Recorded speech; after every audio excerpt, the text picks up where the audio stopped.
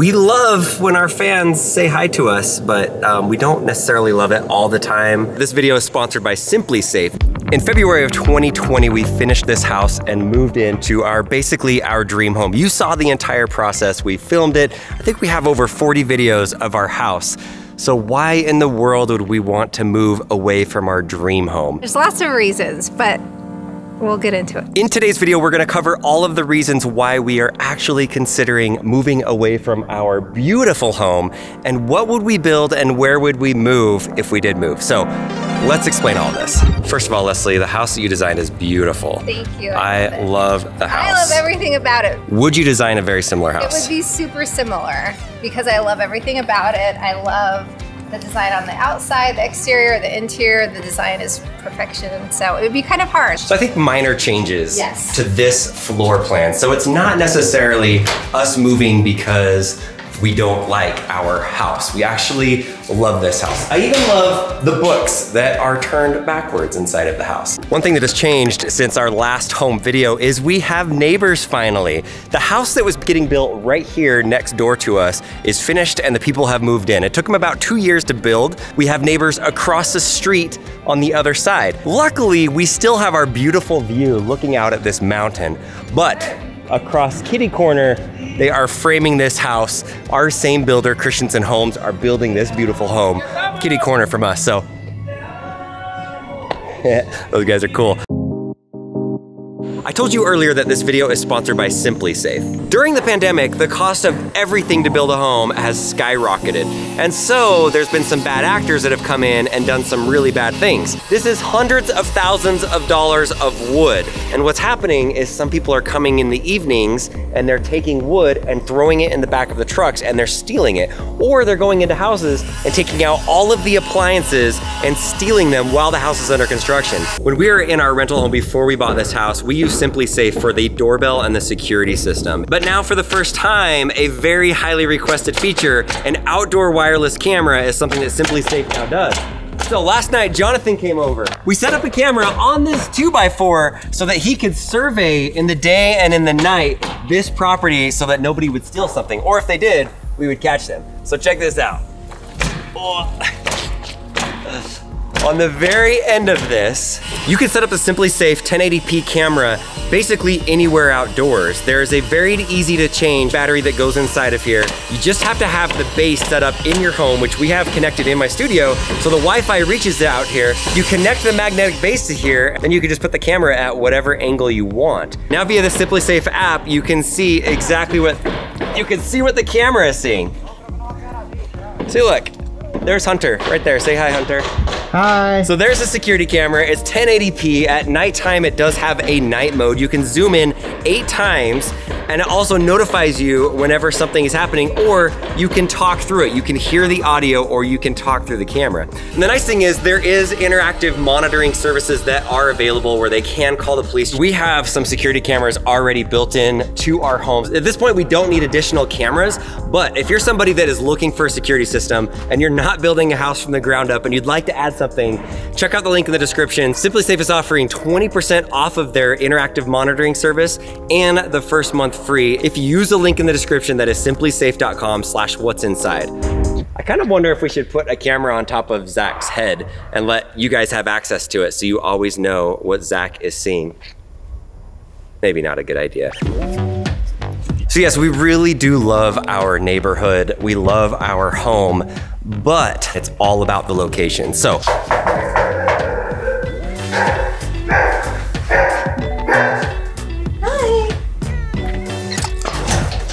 Hi. Hey. Hi. We want to look at those lots. Oh, okay, let's do it.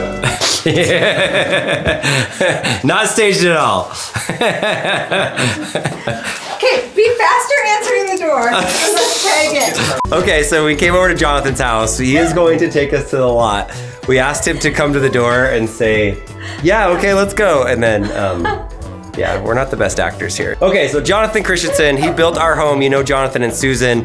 He's the one that has some of the lots that would build our house. So we're gonna ride over there in his truck right now. Sorry about the awkward thing, Jonathan. It's just your little eyes.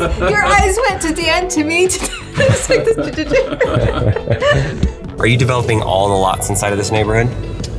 I'm personally not developing all the lots, but I'm involved with them, yeah. Okay, so we've got a big truck over here doing something. Why would we move from where we live now to somewhere else when we've already established that we love our house? We'd probably build the same house. So what is the difference between this street and basically where we live now? Well, first you'll be my neighbor. Yeah. Okay, so Jonathan and Susan would move and be like right next door to us. It's gonna be a lot more private. We'll have a gate here. So it's Yes. so a gated street with how many houses? 8. 8. So we'd have 8 lots on a gated street there, 3/4 acre lots, all of them. We love when our fans say hi to us, but we don't necessarily love it all the time when people come to our house. They're always really, really nice. So Everybody's so nice, but you always worry about like maybe that one that's not so nice. And so to have some sort of security where we're behind a gate, that's nice. This is the plot of dirt that we would likely be moving to if we move. Our house would be at the end of a cul-de-sac. Over here along this wall would be our lot.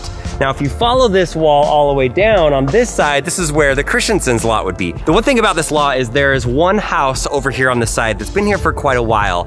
It's massive. They have their own pond, their tennis court, their pool, and their wall is basically the border of the entirety of this property. So that side over there would be the Christensen's lot, and then this side would be our lot at the end of the cul-de-sac. This is going to be farmland for quite a long time. There are no plans for that to be developed. And then this side also, pointing toward the mountain, there's also farmland, and that does not have any plans to be built on for a long time.